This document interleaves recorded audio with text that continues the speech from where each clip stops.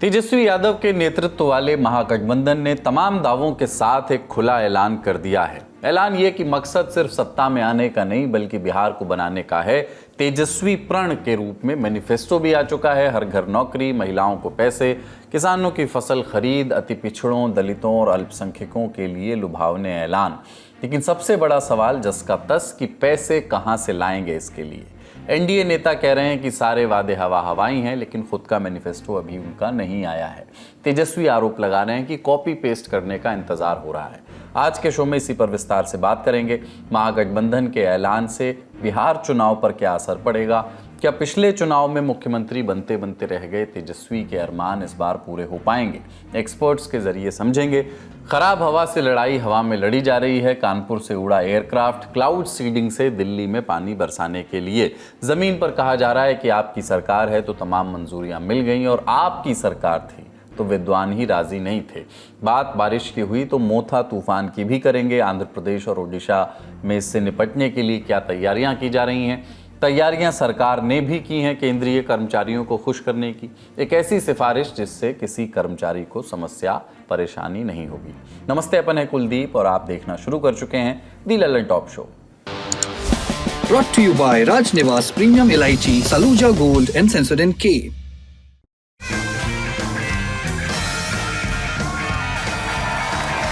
राजनिवास premium इलायची, सोच जो करे राज। बिहार की चुनावी लड़ाई अब घोषणा पत्रों तक आ चुकी है। आज यानी 28 अक्टूबर को विपक्षी गठबंधन ने अपना मैनिफेस्टो जारी किया। क्योंकि तेजस्वी यादव को मुख्यमंत्री फेस घोषित किया जा चुका है, इसलिए मैनिफेस्टो को नाम दिया गया बिहार का तेजस्वी प्रण। नौकरी, फ्री बिजली, महिलाओं को पैसे, भूमिहीनों को जमीन, अति पिछड़ों और दलितों के लिए तमाम ऐलान हुए। मंच पर तेजस्वी यादव के साथ कांग्रेस के राज्यसभा सांसद अखिलेश सिंह और राष्ट्रीय प्रवक्ता पवन खेड़ा मौजूद रहे। हालांकि बिहार कांग्रेस प्रभारी कृष्णा अल्लावरू और प्रदेश अध्यक्ष राजेश राम नजर नहीं आए। सीपीआई एमएल के दीपांकर भट्टाचार्य और वीआईपी के सर्वेसर्वा मुकेश सहनी भी दिखे। तेजस्वी ने कहा कि हमें सिर्फ सरकार नहीं बनानी है बल्कि बिहार को बनाने का काम करना है। अन्य नेताओं ने भी अपनी बात रखी। एनडीए में जो लोग हैं वो सब विजनलेस लोग बैठे हुए हैं और आपस में लगता है सब कुछ ठीक ठाक नहीं है। हम लोगों को बिहार बनाने का काम करना है, उनको केवल बिहार कब्जाने का काम करना है। और हमको भी पता है कुछ अधिकारी वीसी करके 2-3 दिन पहले क्या क्या इंस्ट्रक्शन दिया गया है, ये हमें अच्छे से पता है, हमारे संज्ञान में है। जहां जहां महागठबंधन के मजबूत बूते हैं वहां स्लो पोलिंग कराई जाए, स्लो पोलिंग कराई जाए। हम बता देना चाहें, हम लोग इस बार मुस्तैद हैं। एक एक महागठबंधन का सिपाही और बिहार के लोग आसपास बूथ के रहेंगे और पूरा वीडियोग्राफी जो है करने का काम करेंगे। जो 20 साल बिहार के साथ धोखा हुआ है, अब बिहार को उससे निजात दिलवाने की आवश्यकता है। तो हमारा जो मैनिफेस्टो है बिहार के तमाम वर्गों के लिए, नौजवानों के लिए, महिलाओं के लिए, किसानों के लिए, व्यापारियों के लिए, सबके लिए कुछ न कुछ जरूर है उसमें। इधर एनडीए के नेताओं ने सवाल उठाए, बोले कि वादे हवा हवाई हैं। खोदा पहाड़ निकली चुइया, इस तरह का कोई व्यवस्था लोगों के घोषणा पत्र में नहीं आया। उनको बताना चाहिए कि इसका पैसा कहाँ से आएगा, क्या बजट लगेगा, किन चीजों को कैसे करेंगे। 15 साल जो लालू जी ने राज किया उसका क्या बार माफी मांगा, ये सब जानकारी देना होगा ना। अभी तो इन्होंने शुक्र कीजिए कि परिवार में एक सरकारी नौकरी बोली है। झूठ बोलने पर अगर ये लोग आ जाएं तो हर एक व्यक्ति को सरकारी नौकरी बोल देंगे कि 14 करोड़ बिहारियों को हम लोग सरकारी नौकरी दे देंगे।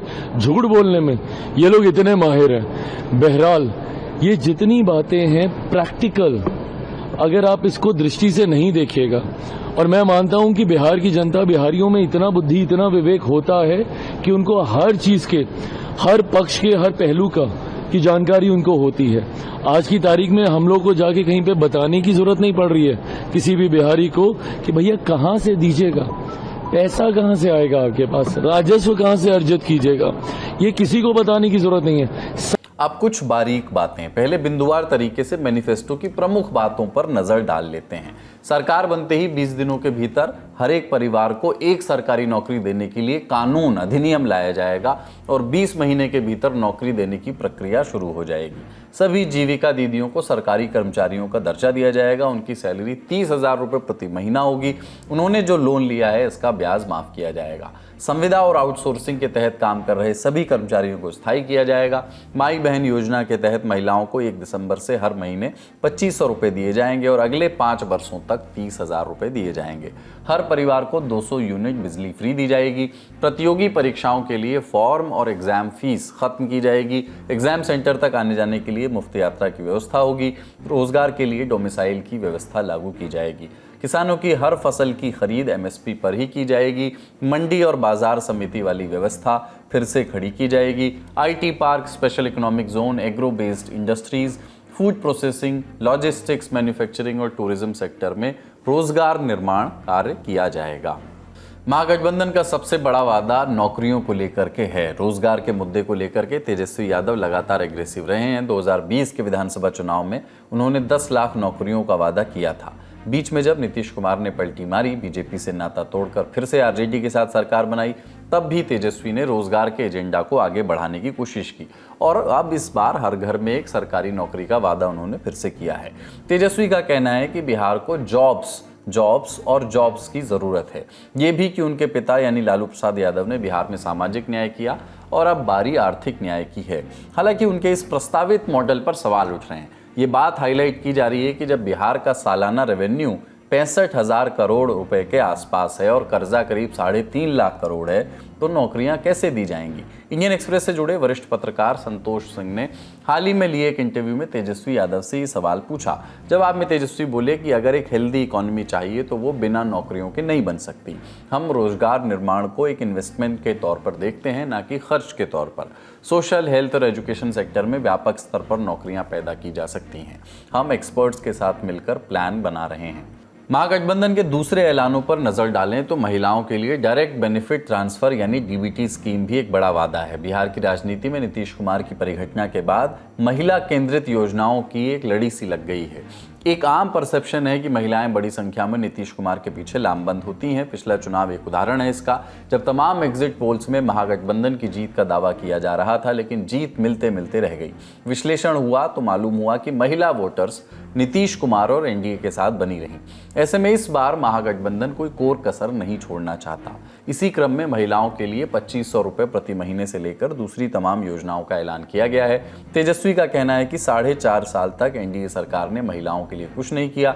चुनाव आते ही 10,000 रुपये देने लगे। हमारे 2500 रुपये प्रैक्टिकल हैं। तेजस्वी का कहना है कि इन ऐलानों को उपकार नहीं, हक की तरह देखा जाए। हम भी कहना चाहते हैं कि बिहार के लोग आत्मनिर्भर बने, लेकिन पहले उन्हें शुरुआती सपोर्ट तो देना होगा। बात मानवीय गरिमा की भी है, लोग खुद को लाचार महसूस ना करें। इन सब से इतर 200 यूनिट तक फ्री बिजली, बुजुर्गों को पेंशन, मनरेगा का पैसा बढ़ाने, पीडीएस में लगे लोगों को सैलरी देने और स्वास्थ्य बीमा जैसे वादे भी हैं। ये भी आर्थिक परिधि में ही आते हैं। एक बड़ा वादा भूमिहीन और बेघर परिवारों को जमीन देने का भी है। 3 से 5 डिसमिल तक, 1 डिसमिल में करीब 450 वर्ग फीट जमीन आती है। नीतीश सरकार बहुत पहले महादलित आयोग के तहत ऐसा करने का प्रयास कर चुकी है, लेकिन बिहार में सरकारी जमीन की कमी से इसका नतीजा बहुत खास नहीं रहा। लेकिन तेजस्वी ने वादा कर दिया है। जानकारों के मुताबिक इन सब वादों को पूरा करने में सालाना 1.25 लाख करोड़ रुपए तक खर्च हो सकता है। बिहार जैसे राज्य के लिए एक बहुत बड़ा आंकड़ा है। एक्सपर्ट से समझते हैं कि ये वादे राज्य के खजाने पर क्या असर डाल सकते हैं। ये भी जानेंगे कि अगर महागठबंधन के वादों पर राज्य के खजाने का बोझ बनने के आरोप लगाए जा रहे हैं, तो फिर एनडीए के वादों का क्या। 10,000 रुपये तो दिए ही जा रहे हैं। फ्री बिजली और दूसरी इस तरह की योजनाओं के ऐलान भी एनडीए ने किए ही हैं। कॉम्पिटिटिव फ्रीबीज डिस्ट्रीब्यूशन का भी बिहार में एक माहौल बना हुआ है। एनडीए ने इसकी शुरुआत की पहले, जिसमें उन्होंने बिजली फ्री की 125 यूनिट तक और महिलाओं के लिए कई योजनाएं की घोषणा की। इन चीजों का प्रभाव पड़ा कि एकाएक स्टेट में स्टेट एक्सचेकर पर उसका दबाव तो बढ़ा ही, और बिहार देखिएगा कि एक जमाने से बिहार फिनेंशियली बहुत मजबूत स्थिति में नहीं रहा है। बिहार देश का सबसे गरीब प्रांत रहा है, जीडीपी में सबसे नीचे का प्रांत है, बिहार पर कैपिटा इनकम में सबसे नीचे है। तो इन वजहों के बीच अगर फ्री बीज का बड़े लेवल पर डिस्ट्रीब्यूशन होता है इस स्टेट में, तो इस फिनेंशियल प्रूडेंस के लेवल पे वो उसको आप उचित नहीं ठहरा सकते हैं। बिहार में अभी जो योजनाएं की बात हो रही है, इसमें लगभग लोगों ने एस्टिमेट किया है कि 9 लाख करोड़ के आसपास का एक्स्ट्रा खर्च स्टेट एक्सचेकर पर आएगा, जो बिहार के जीडीपी के आसपास पहुंच रहा है। और बिहार का जो बजट 3,15,000 करोड़ है, तो आप एस्टिमेट कीजिए कि लगभग इससे 3 गुना ज्यादा खर्च। तो ये बिल्कुल अनसस्टेनेबल है, और मेरे ख्याल से लगता है कि इस तरह का फिनेंशियल डिसीजंस जो है वो किसी भी स्टेट को आने वाले दिनों में वो बहुत हद तक गवर्नेंस के लायक नहीं उचित समझ बना पाएगा। इन सब से इतर महागठबंधन का फोकस अति पिछड़ों और दलितों पर भी है। मैनिफेस्टो में इसे लेकर तमाम ऐलान हैं। मसलन SC/ST एक्ट की तर्ज पर अति पिछड़ा अत्याचार निवारण कानून बनाया जाएगा। पंचायत और नगर निकाय चुनावों में EBC के लिए आरक्षण 20 से बढ़ाकर 30% किया जाएगा। संविधान की 9वीं अनुसूची के तहत 50% आरक्षण की सीमा को खत्म करने की मांग की जाएगी। सरकारी नौकरियों में नॉट फाउंड सूटेबल वाली व्यवस्था खत्म की जाएगी ताकि किसी योग्य उम्मीदवार को बाहर न किया जाए।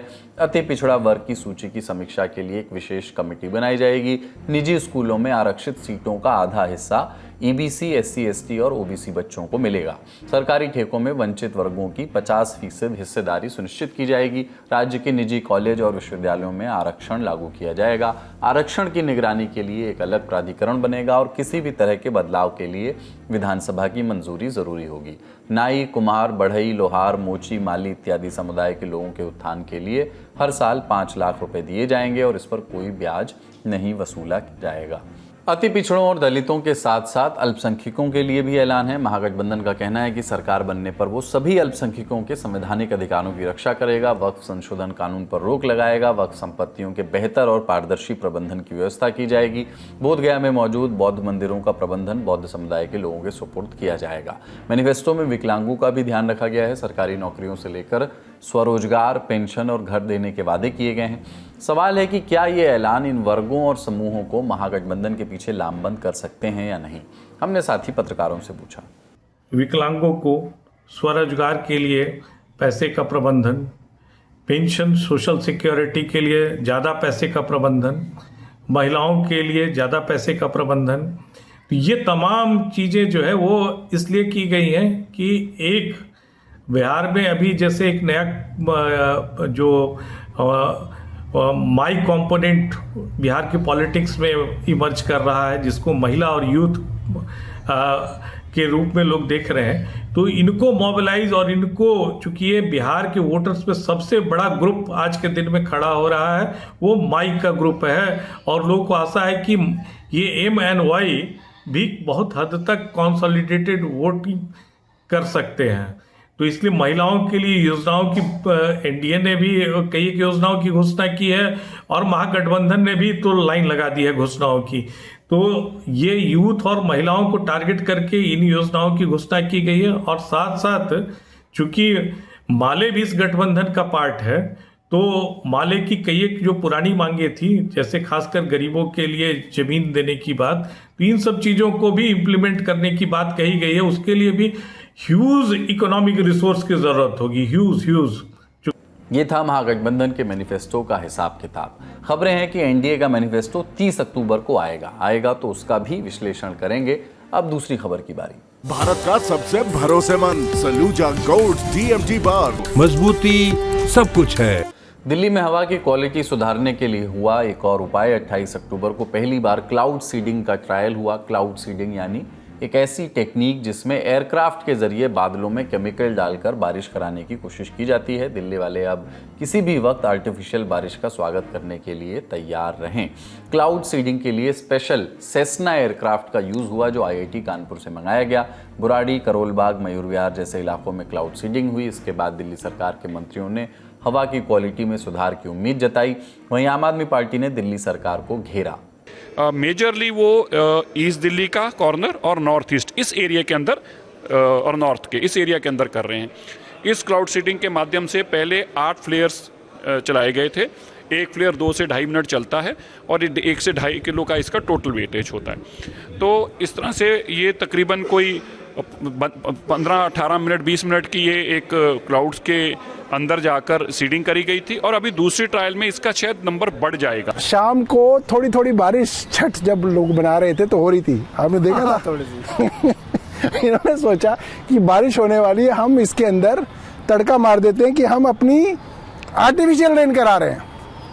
और इन्होंने जब से कहा है कि आर्टिफिशियल रेन हम आज कराएंगे, जो बादल थे वो भी चले गए। आप देखिए दूर दूर तक जो है कोई बारिश का दूर दूर तक नामो निशान नहीं है। और हम बिल्कुल ल्यूटेंस दिल्ली में सेंटर में बिल्कुल खड़े हैं। बिल्कुल प्रवेश वर्मा जी का घर यहीं पे पड़ोस में है, प्रधानमंत्री निवास यहीं पड़ोस में है। भाई जमीन में दिखा दो कहीं, ऐसे कहें कि बारिश हुई थी दिखाई नहीं, बिल्कुल सूखी हुई। देख लो दोस्तों, ये टंकी है और टंकी पे पूरी धूल जमी हुई है, धूल जमी हुई है टंकी पे, कोई एक बूंद बारिश जो है नहीं हुई। तो अब दोस्तों मुझे ऐसा लगता है ये क्या कहेंगे, अब ये डिक्लेयर नहीं करेंगे कि हम बारिश करा रहे हैं, बारिश होने देंगे किसी दिन। और जैसे ही इंद्र भगवान बारिश करेंगे, ये इंद्र का क्रेडिट भी चुरा के कहेंगे कि हमने बारिश करा दी। क्लाउड सीडिंग कराने के लिए केंद्र की कई एजेंसियों से मंजूरी लेनी होती है। मौसम विभाग, pollution control board, airport authority, गृह मंत्रालय, इन सब की हरी झंडी मिलने के बाद ही प्रक्रिया शुरू होती है। अरविंद केजरीवाल सरकार को क्लाउड सीडिंग कराने की परमिशन नहीं मिली थी। केजरीवाल सरकार में पर्यावरण मंत्री रहे गोपाल राय ने केंद्र को 4 दफा लेटर लिखा था, लेकिन केंद्र ने मांग को ठुकरा दिया था। कारण भी बताया गया। दिसंबर 2024 में राज्यसभा के पटल से केंद्र के जवाब में विशेषज्ञों का हवाला था। कहा गया कि सर्दियों में दिल्ली में बारिश के लिए जरूरी बादल ही नहीं बनते, अगर बादल बन भी जाएं तो नीचे की सूखी हवा में बारिश की बूंदें जमीन तक पहुंचने से पहले ही उड़ जाती हैं। साथ ही क्लाउड सीडिंग में इस्तेमाल होने वाले केमिकल के नुकसान को लेकर के भी चिंता जताई गई थी। लेकिन सरकार बदलते ही साल भर के भीतर एक एक करके सभी मंजूरियां मिल गईं। क्लाउड सीडिंग से हवा की क्वालिटी कितनी सुधरेगी ये वक्त बताएगा, लेकिन जब ये प्रयोग किया जा रहा था तब दिल्ली की हवा बहुत खराब थी। सरकारी एजेंसी के मुताबिक 28 अक्टूबर को दोपहर 2 बजे AQI 319 था। उम्मीद है कि जल्द से जल्द AQI नीचे आए, दिल्ली की हवा और यमुना का पानी दोनों साफ हो। इसी उम्मीद के साथ सुर्खियों की ओर बढ़ते हैं। अभी लेके आए सेंसोडेंट के टूथ का करंट गॉन तो लाइफ का करंट ऑन। क्या उत्तर क्या दक्षिण पर्यावरण में हो रहे बदलावों को सब झेल रहे हैं? उत्तर का हाल जानने के बाद अब दक्षिण का रुख करते हैं। बंगाल की खाड़ी से तूफान अब चक्रवात बनकर के आया है। उसका नाम है मोंथा। थाई नाम है, मतलब तो इसका खुशबूदार फूल होता है, लेकिन हरकत इसकी खुशनुमा मौसम को तहस नहस करने की है। 110 किलोमीटर प्रति घंटे की स्पीड है। आंध्र प्रदेश और ओडिशा की तरफ तेजी से बढ़ रहा है। दोनों राज्यों के समुद्र के पास वाले इलाकों को हाई अलर्ट पर रखा गया है। NDRF की टीम तैनात है। स्कूल कॉलेज बंद हैं। लोगों को बाहर जाने से मना किया जा रहा है। असर तमिलनाडु और पुडुचेरी में भी पड़ सकता है, वहां भी हाई अलर्ट जारी किया गया है। खबरें बता रही हैं कि चारों राज्यों के करीब 50,000 लोगों को सुरक्षित स्थान पर पहुंचाया गया है। बीते 2 दिनों में दक्षिण मध्य रेलवे जोन की 120 ट्रेनें कैंसिल की गई हैं। फ्लाइट्स पर भी असर है। विशाखापट्टनम एयरपोर्ट से सभी 32 फ्लाइट्स कैंसिल करने की भी खबर है। अगर किसी चीज को शिद्दत से चाहो तो सारी कायनात ट्रंप को गलत साबित करने में लग जाती है। फिर साबित हुआ जब भारत रूस के बीच एक बड़ी डील साइन हुई। डील है SJ-100 जेट एयरक्राफ्ट के प्रोडक्शन को लेकर। साइन हुए HAL यानी हिंदुस्तान एरोनॉटिक्स लिमिटेड और रूस की UAC यानी यूनाइटेड एयरक्राफ्ट कॉरपोरेशन के बीच। UAC ने इंडियन एयरफोर्स की रीढ़ माने जाने वाले सुखोई फाइटर जेट को बनाया था। पहली बार होगा जब एक यात्री विमान पूरी तरह से भारत में ही बनाया जाएगा। डील के बाद HAL को भारत में SJ-100 बनाने का लाइसेंस मिल जाएगा। बनने के बाद HAL इन विमानों को घरेलू कस्टमर्स को बेच सकेगी। SJ-100 यानी सुपर जेट 100 की कई खूबियां हैं। विमान को इसकी अधिक रेंज, बैठने की क्षमता और आराम के लिए जाना जाता है। फिलहाल इस विमान को रूस की 9 एयरलाइंस इस्तेमाल कर रही हैं। अगली सुर्खी, केंद्रीय कर्मचारियों के और बेहतर दिन आने वाले हैं। सरकार ने 28 अक्टूबर को 8वें वेतन आयोग की सभी शर्तों को मंजूरी दे दी। टेक्निकल भाषा में इसे टर्म ऑफ रेफरेंस कहते हैं। मंजूरी का मतलब अब कमीशन बनेगा। अध्यक्ष होंगी सुप्रीम कोर्ट की पूर्व जस्टिस रंजना देसाई। कमीशन अपने गठन की तारीख से 18 महीने के अंदर रिपोर्ट और सिफारिशें पेश करेगा। इन सिफारिशों के आधार पर 8वां वेतन आयोग देश में लागू किया जाएगा। केंद्रीय मंत्री अश्विनी वैष्णव बोले, सिफारिशें 1 जनवरी 2026 से लागू होने की संभावना है। पूरी तरह इंप्लीमेंट 2028 तक होगा, मतलब 17-18 महीने का एरियर जोड़ लीजिए। इससे 50 लाख केंद्रीय कर्मचारियों और 69 लाख पेंशनर्स को फायदा होगा। आज का ललन टॉप शो यहीं तक। अपना और अपनों का ख्याल रखिए, देखते रहिए दी ललन टॉप। शुक्रिया, शुभ रात्रि। कैंसर नाम में ही खौफ है, लेकिन जरूरत बीमारी से डरने की नहीं, उसे समझने और उससे लड़ने की है। क्यों होता है ब्रेस्ट कैंसर, कौन सा टेस्ट कराएं और बच सकें तो बचें कैसे? आपके सभी सवालों का जवाब देंगे देश के जाने माने cancer experts. Lallantop in partnership with AstraZeneca ला रहा है ब्रेस्ट कैंसर पर एक नई सीरीज। शुरुआत हर मोड़ पर, जहां डॉक्टर्स देंगे क्लियर कट जवाब और दूर करेंगे आपका हर डाउट। देखना ना भूलें दोपहर 1 बजे सिर्फ ललन टॉप पर।